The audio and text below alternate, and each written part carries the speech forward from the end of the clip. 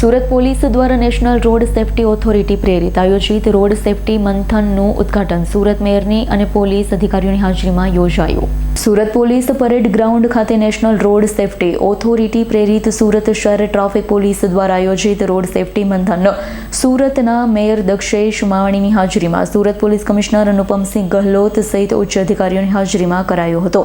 સુરતમાં road safety અંગે લોકોને ખાસ કરી વાહન ચાલકો જાગૃત થાય તે માટે આ કાર્યક્રમનું આયોજન કરાયું છે.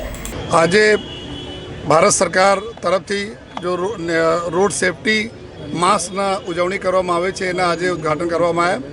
આ વખતેના જો થીમ છે જો શીખ છે સુરક્ષા અને ટેકનોલોજીથી પરિવર્તન, એટલે કે અમે લોકો જો અવેરનેસ લર્નિંગ કરીને જો લોકો અવેરનેસ કાર્યક્રમ થાય છે એનાથી બધા સમજીએ કે અમે ટ્રાફિકમાં શું શું કરવા જોઈએ, શું શું નહીં કરવા જોઈએ, અને સાથોસાથ જો ટેકનોલોજીનો ઉપયોગ કરીને જો ટ્રાફિકના મૂવમેન્ટ છે એને ખૂબ સ્મૂથ કરીએ. આ આશયથી આજ જો સ્ટાર્ટ કરવામાં આવે માનની મેયર શ્રી દક્ષેશભાઈ મેવાણી સાહેબના જો માર્ગદર્શનમાં આજ જો સ્ટાર્ટિંગ થઈ છે. આખા માસ તક જો સુરત શહેર પોલીસ, સુરત મહાનગરપાલિકા, આરટીઓ ડિપાર્ટમેન્ટ આ તમામ લોકો મળીને જો સુરત શહેરના ટ્રાફિક વ્યવસ્થા ખૂબ સારું કરવા માટે તમામ પ્રયત્નો કરશે. માસ તક તો ઠીક છે, આખા વર્ષ તક અમે લોકો કરતા રહીએ છીએ.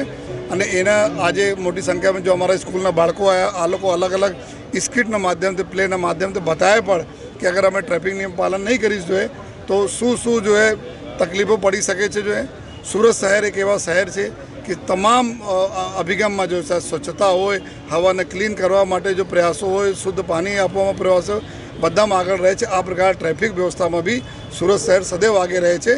અને અમે બધાને ખાતરી આપીએ છીએ કે આખા વર્ષના અંતે સુરત શહેર એક ટ્રાફિક નિયમન પાલન કરવાવાળા અને ટ્રાફિક નિયમન માટે ખૂબ જો વ્યવસ્થા ઊભી કરવા છે એમાં ખૂબ સરસ રીતે કામગીરી કરશે જોઈએ.